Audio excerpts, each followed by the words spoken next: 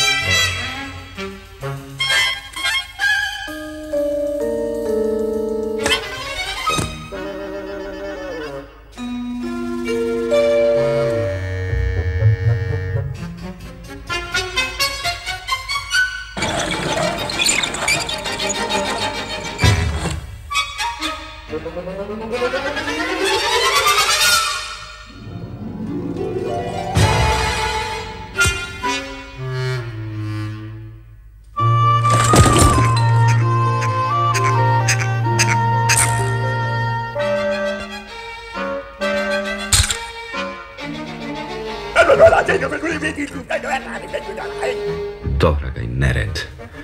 Dobra ga i gomila igračaka. Dobra ga i rano ustajanje i žurba. Sit sam biti ocem. Fučkam na sve. Zbogom.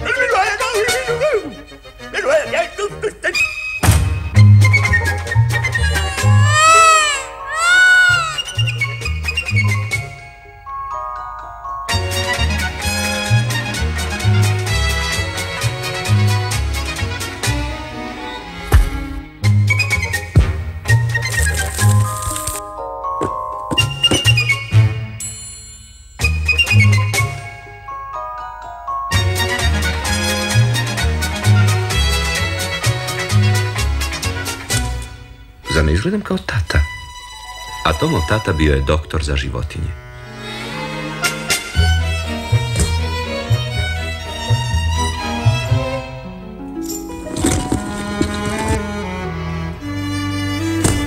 Tom, kojem je bilo žao oca, odluči preuzeti njegovo mjesto i obavljati posao za njega.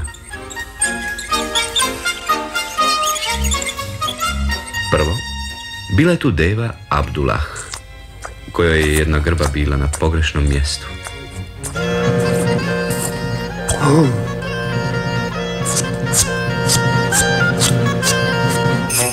Medvjeda Arčija mučila je sjeta. Bio je gotovo neprestano snužden.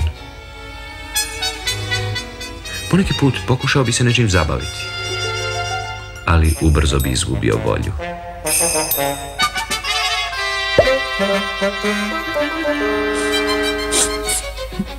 Tom ga je zatim pregledao.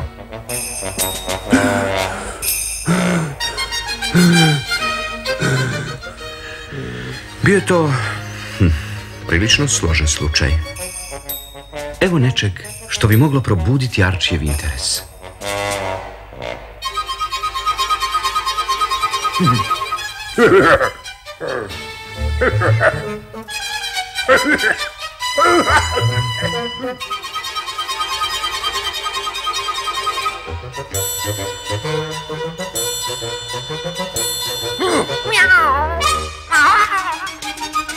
A tigar Willy se tako panično bojao miševa da mu je tek dvostruka injekcija povratila hrabrost.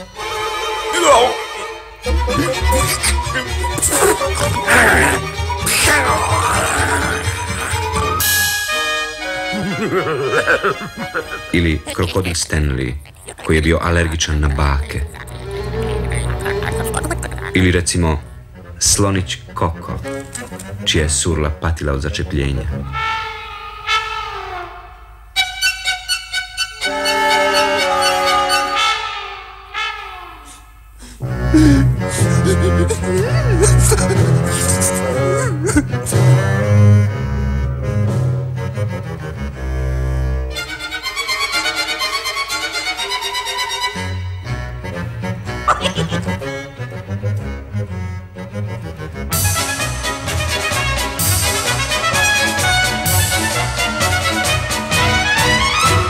Ali najteži pacijent bio je lav Mike.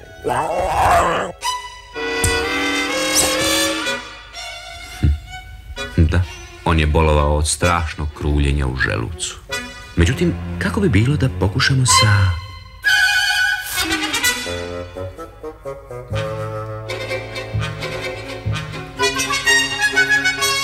Čuvari koji su naišli s užasom su pomislili na ono najgore.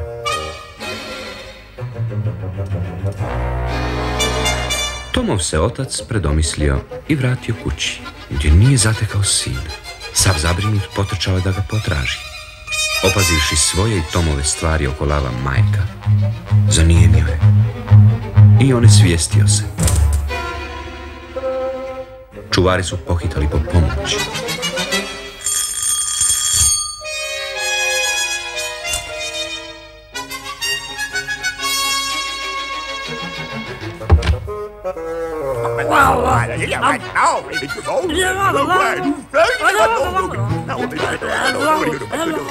Od uzbuđenih i uskomešanih glasova, profesor Baltazar je jedva saznao što se dogodilo. Zatim se zamislio i...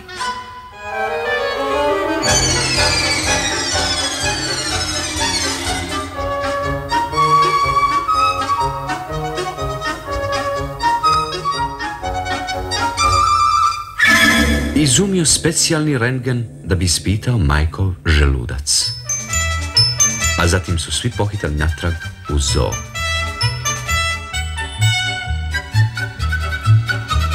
Ali...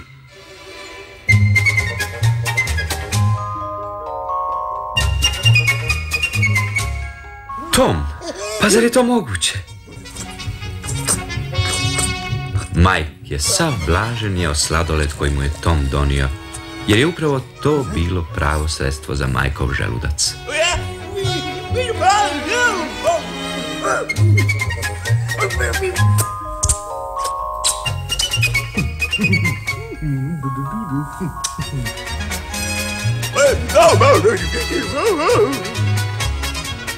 I tako se priča sretno završila.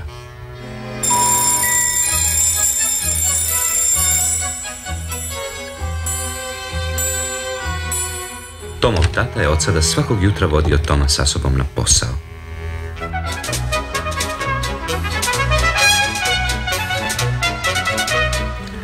A pregledavati životinje na rentgen profesora Baltazara bilo je pravo zadovoljstvo.